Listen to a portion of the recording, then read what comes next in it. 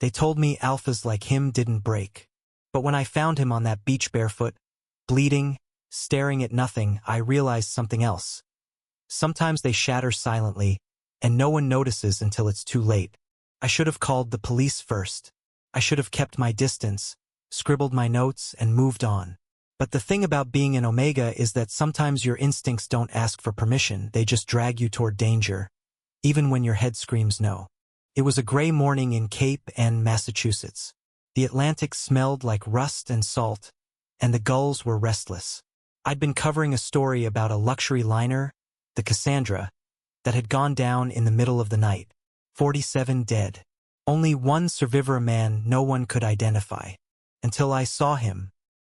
He was crouched at the edge of the water, fingers buried in wet sand like he could anchor himself to the earth if he just held on tight enough. His shirt clung to him, torn at the shoulder. His lips were pale, trembling not from cold, but from something deeper. "Hey!" I called, my voice softer than I meant. I was supposed to sound professional, detached. "Are you from the Cassandra?"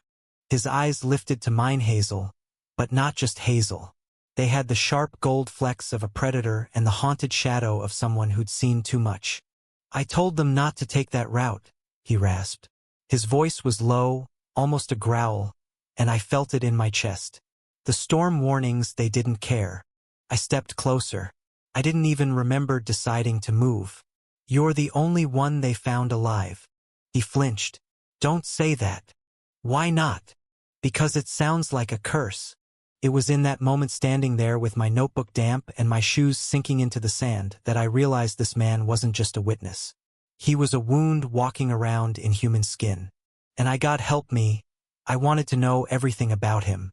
The police arrived minutes later, pulling him away. Wrapping him in a blanket like that could fix anything. I watched them guide him toward the flashing lights, his broad shoulders hunched, his head low. I told myself it was over, that my job was done. But that night, I dreamed of the way his hand had trembled in the sand. 3 days later, I found myself standing outside a roadside diner off Highway 128, rain spitting against my jacket. My editor had given me the name of the survivor, Elias Kane, and a warning. "He doesn't want to talk to you. He's not ready." I pushed open the door anyway. The smell of coffee and fried eggs hit me like a wave, and there he was, in a booth by the window, staring at a cup of untouched coffee. He looked smaller somehow. The alpha energy was still there, coiled and watchful, but dimmed under exhaustion. His dark hair was still messy, though now dry, and a faint bruise shadowed his jaw. When his eyes met mine, recognition flared, and then something else. Not relief, not anger, something more dangerous. "You again," he muttered. "Me again," I said, sliding into the booth without asking.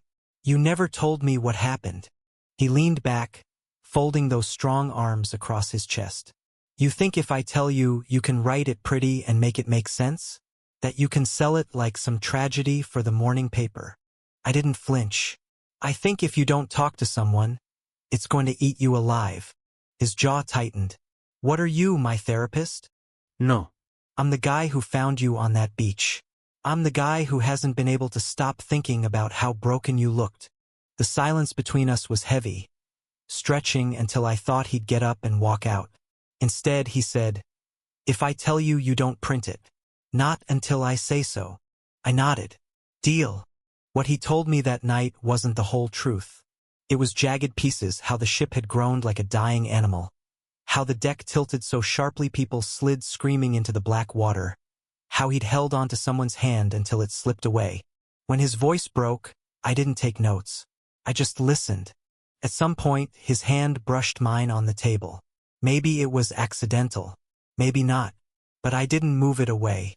Over the next week, I kept finding excuses to see him. Coffee here, a walk on the pier there. Every time, he gave me another fragment of the night he survived and another piece of himself. But the more I knew, the more I realized something dangerous. Elias wasn't just a witness. He was a target. And getting close to him might not just ruin my career. It might get me killed. The first time I saw the black SUV, I thought it was coincidence. Parked across from the diner, No one inside I could see. The second time, following us down the coast road, I knew better. "Elias?" I said one night, my breath clouding in the cold air as we walked by the harbor. "Who's watching you?" His jaw clenched. "No one." "Bullshit." He stopped walking, turning to face me. We were so close I could see the faint stubble on his cheek, smell the salt and coffee on his skin. "You want the truth?"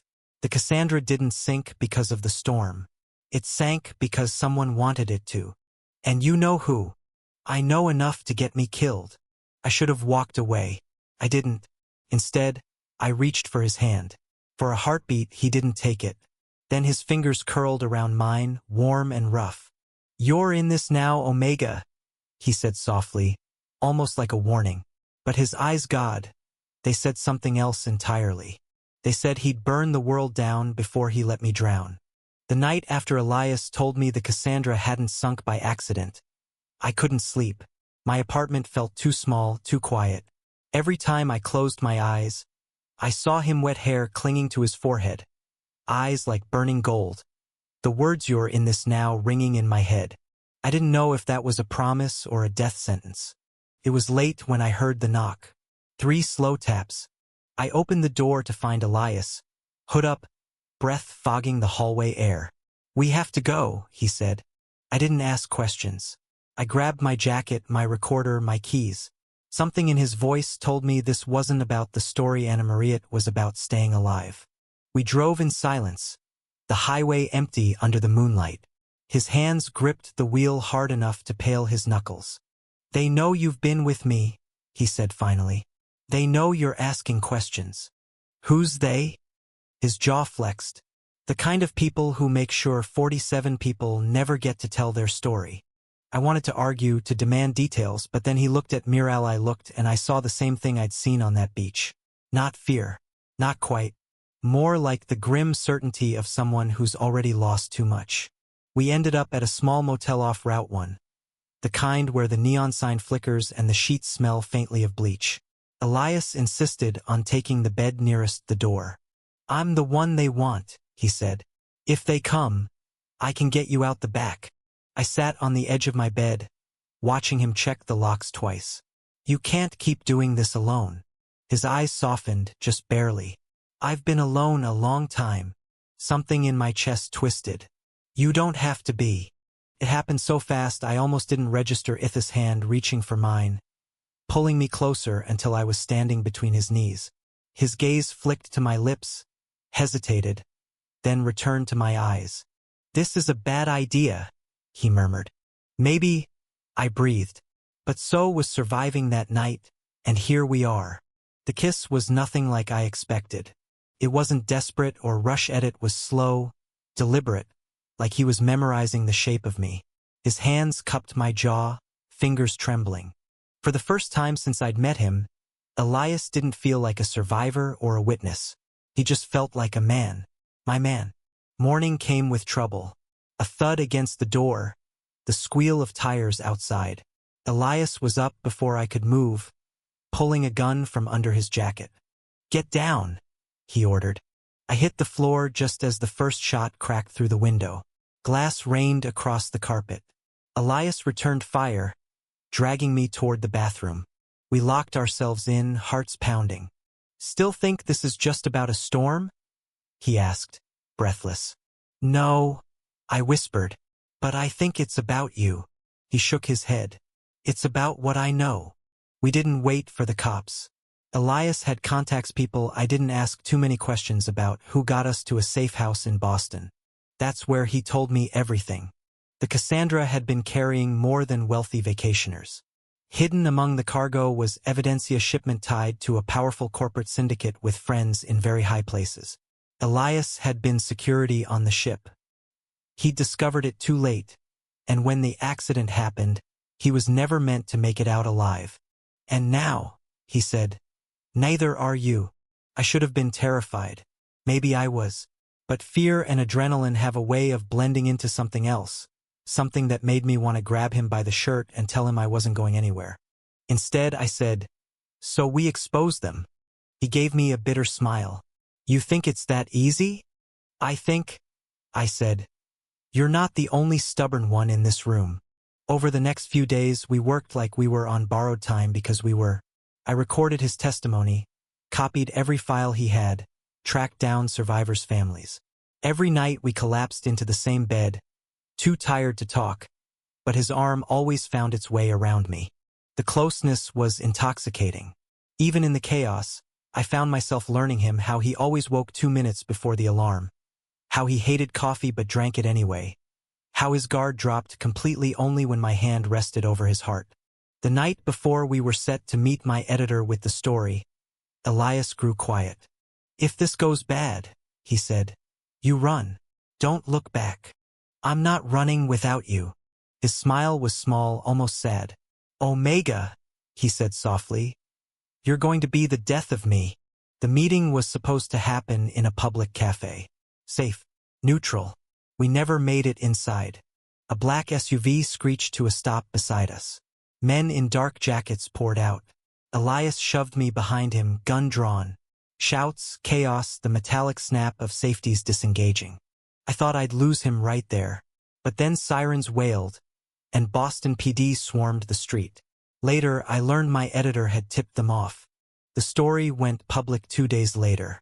Names, evidence, witness accounts, everything Elias had risked his life to protect. The syndicate's influence didn't vanish overnight, but the arrests started. The threats stopped. For the first time in weeks, we could breathe. We went back to Cape and to the same beach where I'd found him. The tide was low, the sand warm under our bare feet. Elias stood at the water's edge, staring out at the horizon. You could have walked away, he said. Yeah, I said, stepping beside him. But then I wouldn't have this view. He laughed quiet, but real. Then his hand found mine, fingers lacing like they'd always belonged there. I don't know what comes next, he admitted. I squeezed his hand. Whatever it is, we'll survive it. Together. He turned to me then, the wind in his hair, the sunlight catching the gold in his eyes. Together, he echoed. And for the first time, the word didn't sound like a promise waiting to be broken. Sounded like home. Thank you for listening. If you find it interesting, please like and subscribe to follow the next stories.